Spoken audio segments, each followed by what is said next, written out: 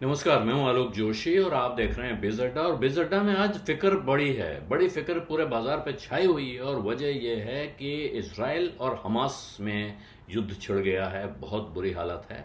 और इसी वजह से भारतीय बाजार में सारा जो कुछ कमाई थी कही सारी धुल गई। 2 दिन का जो उछाल दिखाई पड़ा था वो खिसक गया और निफ्टी अब 19,500 पे पहुंच गया और सेंसेक्स 483 पॉइंट गिर के बंद हुआ है। सारे सेक्टोरल इंडेक्स, जितने भी सेक्टर्स के स्टॉक आप देखिए, सब में गिरावट दिख रही है। और खास तौर पे आज बाजार में पूरे दिन रिसर्च होती रही इस बात की कि कौन कौन सी कंपनी है जिसका इसराइल से कोई लेना देना है, जिसका उस इलाके से कोई लेना देना है, जिसका उनके साथ कोई संबंध है, जिनकी सप्लाई चेन है या जिनके ऑर्डर्स वहां से आते हैं। तो ये चिंता, और इससे बड़ी चिंता बाजार को, सिर्फ यही चिंता नहीं है, बाजार को इससे बड़ी चिंता यह है कि अगर ये किस्सा कहीं और आगे बढ़ गया, अगर ये और फैलता है, तो ऐसे में फिर पूरी दुनिया की इकोनॉमी में प्रेशर आ सकता है, जो कि पहले ही महंगाई से परेशान है और साथ में इंटरेस्ट रेट बढ़ने की बीमारी उसको लगी हुई है। और इसके साथ क्या चिंता है कि जितने तेल पैदा करने वाले देश हैं, जो ओपेक जिसको कहते हैं, अरब कंट्रीज कह लीजिए, वो सारे इस झगड़े के आसपास हैं। ये झगड़ा बिल्कुल ऐसी जगह हुआ है जिसके जो अरब देशों के साथ लगा हुआ है।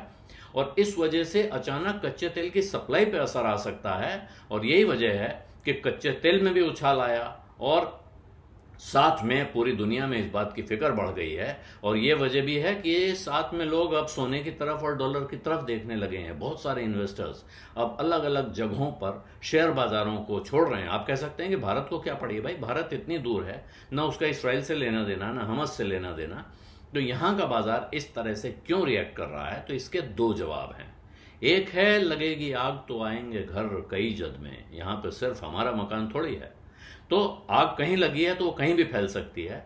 दूसरा, आप देखें तो आपको भारत में क्या, तमाम देशों में इस वक्त कहीं हमास के समर्थन में तो कहीं इसराइल के समर्थन में प्रदर्शन होते हुए दिखाई पड़ रहे हैं। और ये किस्सा भी बिगड़ सकता है। मूल रूप से कहें तो समाज में भेदभाव की, समाज में बिखराव की स्थिति हो सकती है। यहां लोग किसी और किस्से पे, झगड़ा हमास का और इसराइल का, लेकिन भारत में कहीं प्रदर्शन हो सकता है और उसकी वजह से भावनाएं भड़क सकती हैं। तो ये एक बड़ी परेशानी इस वक्त बाजार को सताने लगी है। और ये सिर्फ बाजार को नहीं सता रही है, ये समाज को सता रही है। और इसी की छाया आपको बाजार में दिख रही है। उनको कहा जाता है कि बाजार में, मैंने पहले भी अभी कुछ ही दिन पहले कहा था कि कई ऐसी चीजें होती हैं जिनमें कि साहब उनको जुकाम हुआ तो यहाँ बाजार को बुखार आ जाता है। तो ये उस तरह का एक किस्सा भी है। हालांकि वो जुकाम और बुखार की तुलना अच्छी नहीं है, क्योंकि जो दशा इस वक्त इसराइल और हमास के बीच देखने को मिल रही है उस इलाके में, वो बहुत खतरनाक है। लेकिन भारत जैसे देश पर भी इसका असर है, इससे इनकार नहीं किया जा सकता है।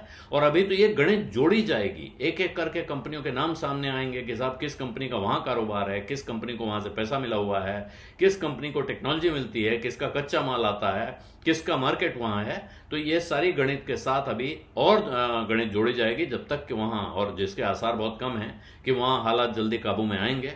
और चिंता हो रही है कि यह हालात किस हद तक बिगड़ सकते हैं, कितनी जगह फैल सकता है ये झगड़ा, और उसकी कीमत किस किस को चुकानी पड़ सकती है। तो आज की तारीख में बाजार के लिए एक बड़ी परेशानी सामने खड़ी हुई दिख रही है।